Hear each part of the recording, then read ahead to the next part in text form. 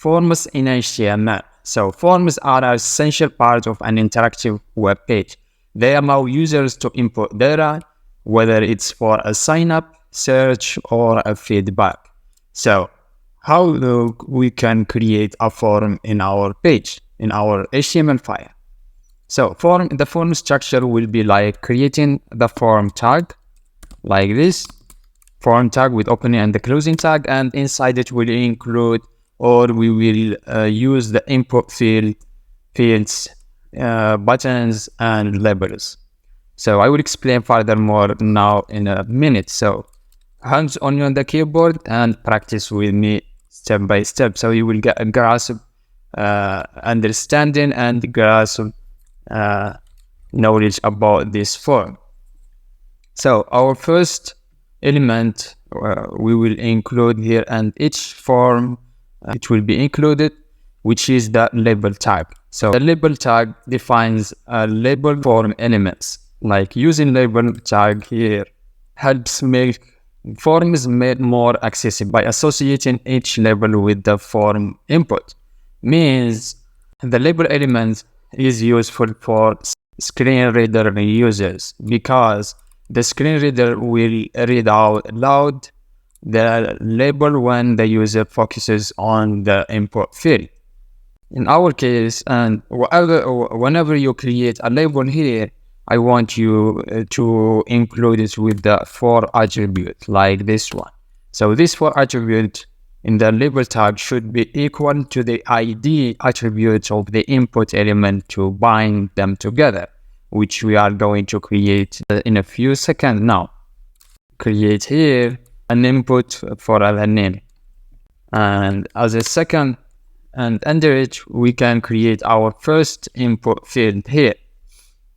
So the input element in the HTML is the most used form element. And an input element can be displayed in many ways depending on the type attribute. Here are some examples. We can create with the input. So input here does not need like an opening and the closing tag, so it will be self-closed. Okay, and it needs like an attribute of the type here, so that will specify what kind of input this will be. So we have many types in the inputs, like for example the text, radio, and checkbox, submit, buttons, and many more. You can check the MDN document later on to learn about each specific type in the input. So in our case here, what we're gonna do, we want like the type a text, for example. And here we want like the ID to specify later on with like the name. And the name here the ID here should be the same as the for the label. So that will match together and bind them together. And also, let's save it and see our page. Here we go. Now our label here and our input is popping up in the edge. So here you can type whatever that you want. Okay. Our next input field here will be, the type should be radio. So that radio defines radio buttons. Radio buttons lets a user select one of the limited number of choices. An example for that, for the label here, we want like a choices, for example, choosing between your favorite web language. For example, we have the HTML, our first label, and this one should be the HTML. And we want to change the input here to be, but the type here should be a radio. And for the ID, we want to specify the ID here, HTML, as the for and the label. And save it. Let's make another one. Copy the label and the input and paste it down here and paste more. So we want to make like 3 limited choices that the user can choose one of them. And here we can specify the for, like a CSS, and here will be the CSS, styling technology, and also for the ID will be CSS. And also as a third option, we want like JavaScript, because let's make it a GS, and here let's make it also a GS, stands for the JavaScript, and the ID also GS. Save it, and here we go. This is the three choices the user can choose between them, or choose them together.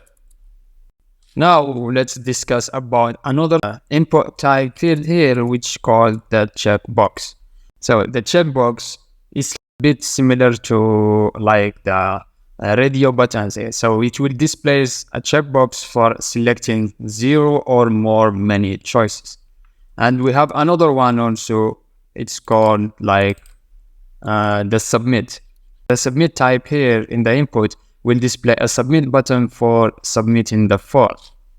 I will copy it and paste it here. So just make sure to write it down step by step in your case. Save it, and here we go.